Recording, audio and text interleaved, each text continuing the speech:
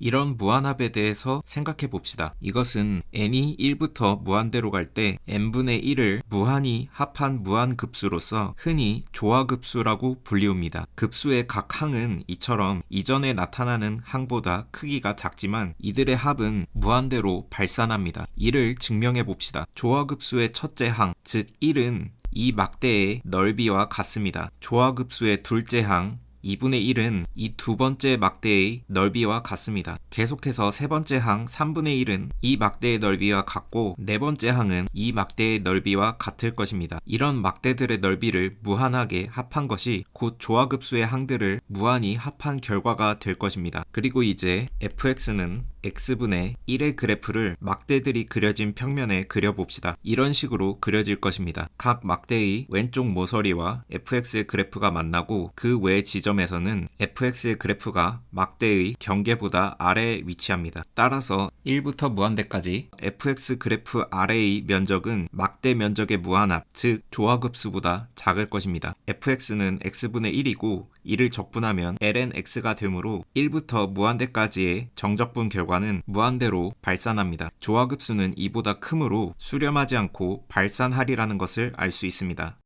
앞에서 조화급수가 발산한다는 사실을 적분을 이용해 증명해 보았는데 다른 증명 방법 하나를 더 소개하겠습니다. 먼저 이처럼 조화급수의 각 항을 AN이라고 보았을 때 HN을 이처럼 조화급수에서 첫 번째 항부터 n번째 항까지 더한 부분합이라고 정의합시다. 그러면 H1은 1입니다. H2는 1 플러스 2분의 1입니다. H4는 이렇게 되는데 여기서 세 번째 항을 네 번째 항과 동일하게 4분의 1로 고치면 그 결과는 더 작아질 것입니다. 여기서 세 번째 항과 네 번째 항을 합치면 2분의 1이므로 이렇게 되고 이렇게 축약할 수 있습니다. 그리고 H8은 이렇게 되는데 세 번째 항을 아까처럼 4분의 1로 고쳐주고 다섯 번째 항부터 일곱 번째 항까지 여덟 번째 항과 동일하게 8분의 1로 고쳐줍니다. 그러면 그 값의 크기는 원래보다 작게 될 것이고 이렇게 축약될 것입니다. 여기서 세 번째 그리고 네 번째 항은 결국 2분의 1입니다. 따라서 다시 이렇게 축약됩니다. 규칙성이 보이시나요? 이를 계속 확장하면 h의 2의 k승은 1 플러스 k 곱하기 2분의 1보다 크다는 결론이 나옵니다. 따라서 n이 무한대로 갈 때 조화급수의 부분합 hn은 무한대로 발산합니다. 조화급수가 발산한다는 사실을 알았는데 1 마이너스 2분의 1 플러스 3분의 1 마이너스 4분의 1 이런 식으로 조화급수의 각 항의 부호를 교대로 바꿔가면서 더하는 경우는 어떨까요? 시그마 기호로는 이렇게 표현할 수 있을 것입니다. n분의 1이 원래 조화급수의 각 항 an에 해당하므로 이렇게 표현할 수도 있을 것입니다. 이렇게 조화급수로부터 파생된 이 급수는 교대 조화급수라고 불리웁니다. 그리고 조화급수가 발산하는 것과 달리 교대 조화급수는 수렴합니다. 일반적으로 주어진 수열의 각 항 an이 0보다 큰 양수일 때 이들을 가지고 이런 식으로 부호를 교대로 바꿔가면서 더하는 급수를 교대급수라고 부릅니다. 그리고 교대급수의 수렴 여부를 판별할 때 쓰이는 교대급수 판정법이라고 하는 것이 있습니다. 먼저 주어진 수열 an이 n이 커짐에 따라 감소하는 감소 수열이고 n이 무한대로 갈 때 an이 0으로 수렴할 경우 이들 수열을 가지고 이와 같이 구성한 교대급수는 수렴합니다. 교대급수 판정법에 따라서 교대조화급수는 수렴하리라는 것을 알 수 있습니다.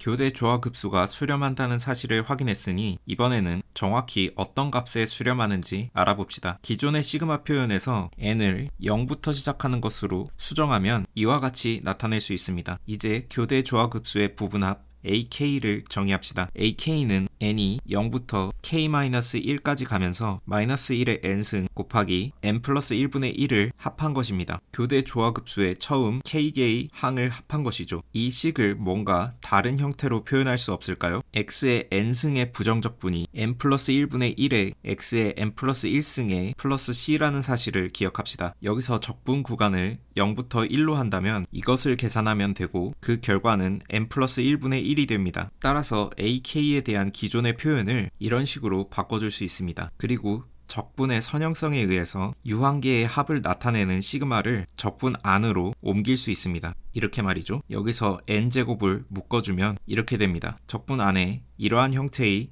급수가 나타나는데 그 값을 어떻게 계산할 수 있을까요? n이 0부터 k-1까지 가면서 아래 n제곱을 합한 것을 s라고 합시다. 이를 전개하면 이렇게 됩니다. s에 r을 곱한 rs를 또 전개해보면 이렇게 됩니다. 이제 s에서 rs를 빼주면 항들이 이렇게 서로 상쇄되면서 남는 것은 1-r의 k승입니다. 이 식을 s에 대해서 정리하면 1-r분의 1-r의 k승이 됩니다. 이제 이 형태의 급수에서 r에 마이너스 x를 대입하면 이런 형태가 되고 위에 s에 대한 공식을 적용하면 이런 식이 나옵니다. 여기서 분자에 뺄셈을 분리하면 이렇게 됩니다. 이제 이 결과를 여기에 적용하면 이렇게 됩니다. 그리고 적분의 선형성에 의해서 이것은 이렇게 분리됩니다. 현재까지 추론한 것은 교대 조화급수의 부분합 ak가 이와 같은 식으로 계산된다는 것입니다.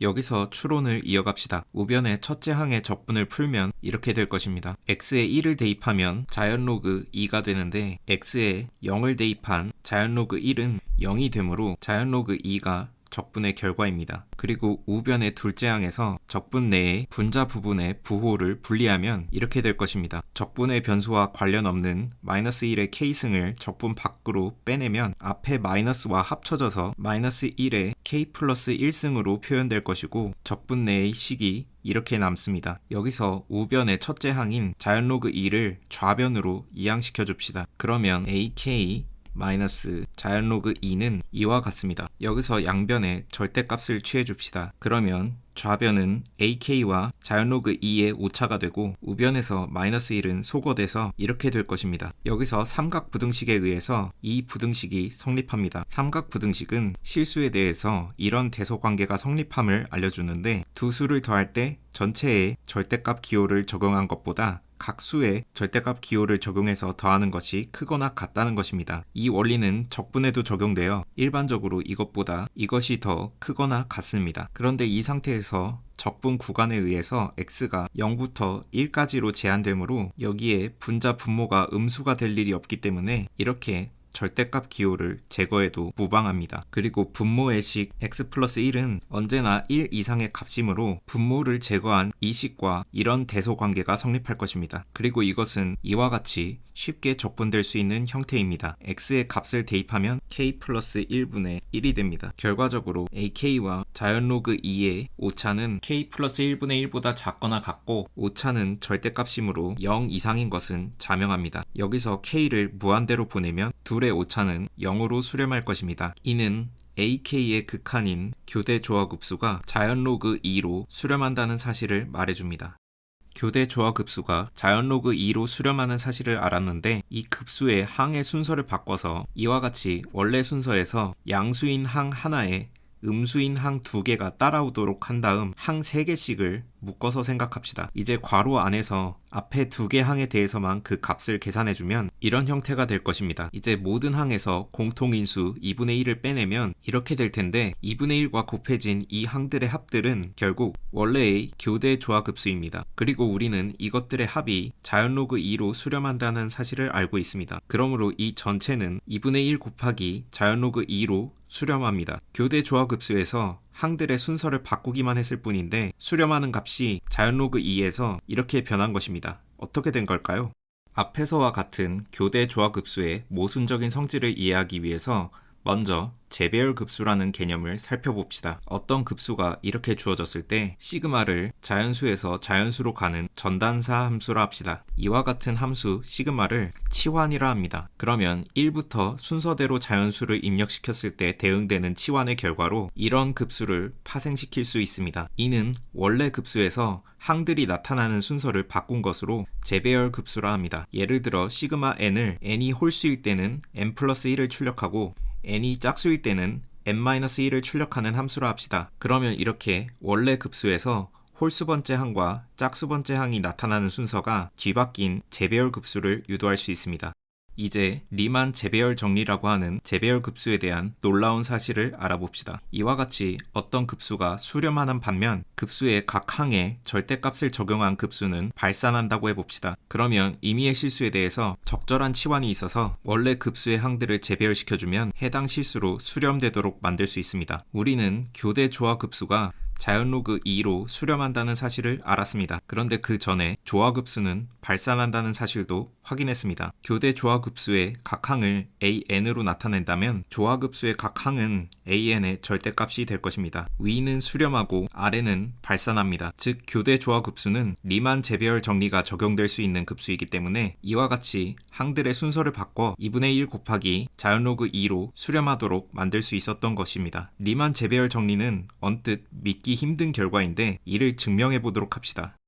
수열 AN이 주어졌고 이 급수는 수렴하지만 이와 같이 각 항에 절대값을 적용한 급수는 발산한다고 해봅시다. 이제 AN 플러스를 AN이 0 이상일 경우 그 값이 AN이 되고 AN이 0보다 작을 경우 0이 되도록 정의합시다. 그리고 AN-를 AN이 0 이상일 경우 그 값이 0이 되고 AN이 0보다 작을 경우 AN이 되도록 정의합시다. 그러면 AN 플러스로 구성한 급수와 AN-로 구성한 급수는 둘 다 발산합니다. 이 급수는 원래 급수에서 양수인 항들만을 취해서 합한 것이므로 무한대로 발산하고 이 급수는 원래 급수에서 음수인 항들만을 취해서 합한 것이므로 마이너스 무한대로 발산할 것입니다. 만약 둘 중 하나라도 수렴한다고 가정하면 주어진 급수에 대한 조건을 이용해서 모순을 이끌어낼 수 있습니다. 이제 임의의 실수 m이 주어졌다고 해봅시다. 그러면 an 플러스로 구성된 급수는 무한대로 발산하므로 이 중 적절한 유한계의 항만 합해서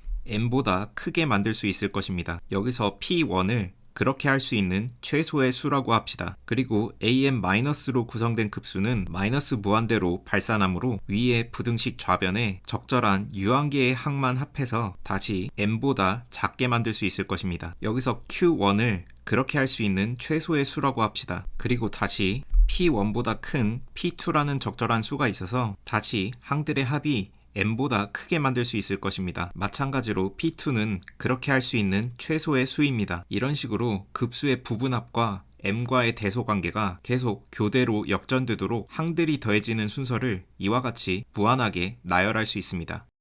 이러한 배열을 통해서 급수를 구성할 때 모든 i에 대해서 이 부등식이 성립합니다. 왜냐하면 이 식을 네모라고 할 때 qi는 네모가 m보다 작도록 하는 최소의 수이기 때문입니다. 그리고 이 식을 별이라고 한다면 qi-1은 별이 m보다 작게 되기 위한 qi보다 1이 부족한 수이므로 별은 m보다 크거나 같은 것입니다. 이 부등식을 네모와 별을 써서 표현하면 이렇게 됩니다. 여기서 네모와 별의 오차에 대해서 생각해 봅시다. 네모와 별의 차이를 원래 식에서 생각해 보면 a의 qi번째 항을 더하냐 마냐의 차이라는 것을 알 수 있습니다. 따라서 그 오차는 이 항에 절대값을 씌운 것이 됩니다. 여기서 i를 무한대로 보낼 경우 이 값은 어떻게 될까요? 앞에 주어진 조건에서 이 급수는 수렴한다고 했고 이 급수는 발산한다고 했는데 이것이 수렴한다는 조건에 의해서 n이 무한대로 갈 때 an은 0으로 수렴한다는 사실을 알 수 있습니다. 만약 an이 0으로 수렴하지 않는다면 an으로 구성한 급수는 수렴할 수 없기 때문입니다. 따라서 a의 qi는 i가 무한대로 갈 때 0으로 수렴합니다. 이는 곧 네모와 별의 오차가 0에 무한히 다가간다는 이야기입니다. 이 대소관계에서 네모와 별의 오차가 0으로 무한히 다가가므로 네모는 결국 m으로 무한히 다가가는 것입니다. 여기서 네모는 결국 이와 같이 원래 급수의 항들이 재배열된 급수를 말하는 것이고 이 급수는 주어진 실수 m에 수렴합니다. 앞서와 같은 과정으로 임의의 실수에 대해서 이러한 재배열 급수를 생각할 수 있으므로 주어진 급수는 임의의 실수로 수렴하는 재배열 급수를 갖습니다. 그리고 또 다른 증명 과정들을 거치면 주어진 급수를 적절하게 재배열해서 무한대로 수렴시킬 수도 있고 마이너스 무한대로 수렴시킬 수도 있으며 심지어 어떤 수로도 수렴하지 않도록 할 수도 있다는 사실을 알 수 있습니다.